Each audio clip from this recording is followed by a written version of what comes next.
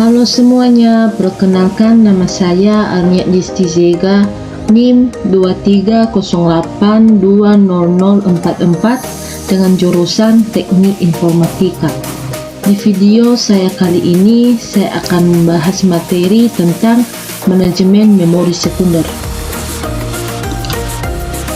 Memori merupakan pusat dari operasi pada sistem komputer modern, berfungsi sebagai tempat penyimpanan informasi yang harus diatur dan dijaga sebaik-baiknya, atau sebagai pusat kegiatan pada sebuah komputer, karena setiap proses yang dijalankan harus melalui memori terlebih dahulu. Manajemen memori ini berkaitan dengan aktivitas pengelolaan penggunaan memori pada saat komputer aktif dan menjalankan proses-proses. Adapun beberapa jenis-jenis memori diantaranya yaitu 1.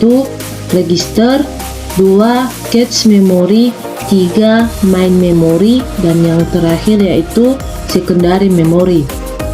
Di sini saya jelaskan tentang pengertian dari register. Register adalah sebuah tempat penampungan sementara untuk data-data yang akan diolah oleh prosesor. Di sini ada pun beberapa contoh-contoh memori register, diantaranya yaitu IR yang berfungsi untuk menampung kode instruksi yang akan dieksekusi.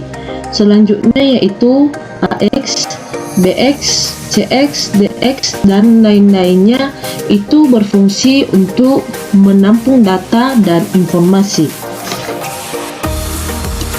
Kapasitas memori register ini sangat terbatas karena agar ukuran prosesor tetap kecil, itulah sebabnya diperlukan memori utama.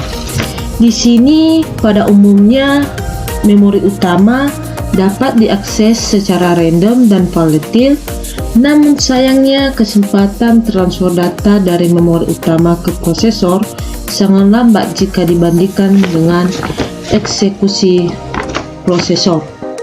Sekarang kita lanjut ke pengalamatan memori. Pengalamatan secara fisik.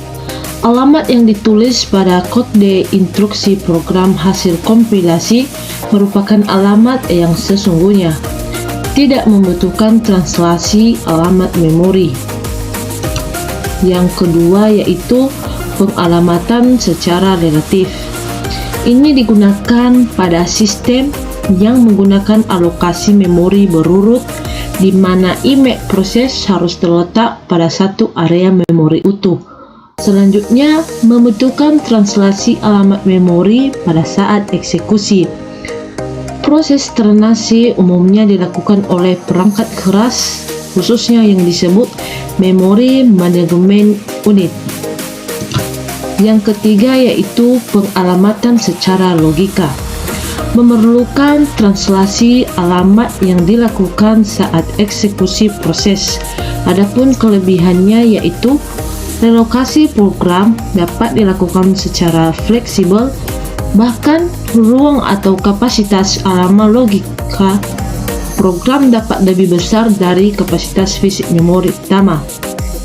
Image proses dapat dialokasikan secara parsial tersebar pada memori utama. Sekarang masuk kita ke address binding. Address binding ini adalah pemetaan alamat suatu variabel program ke alamat memori tertentu yang dapat terjadi pada saat compile time, load time, dan execution time. Manajemen memori pada sistem monogramming. Hanya ada satu proses pada suatu saat dan menggunakan seluruh area memori pengguna. Program dapat dimuatkan seluruhnya ke memori dari disk. Pada eksekusi program mengambil kendali seluruh sumber daya komputer. Selanjutnya, alokasi memori dilakukan secara berurutan, yang artinya image proses dari program harus menempati area memori yang utuh. Proteksi memori yang berarti melindungi data SO dari proses yang sedang dijalankan oleh pengguna komputer atau atau melindungi data suatu proses dari proses lainnya. Manajemen memori pada sistem multiprogramming ini, jenis-jenis atau ciri-cirinya, terdapat sejumlah proses yang menempati memori utama pada setiap saat. Kedua, image proses dari program dapat dimuat seluruhnya atau sebagian saja ke memori utama. Alokasi memori utama ke proses dapat berurutan ataupun tidak berurutan.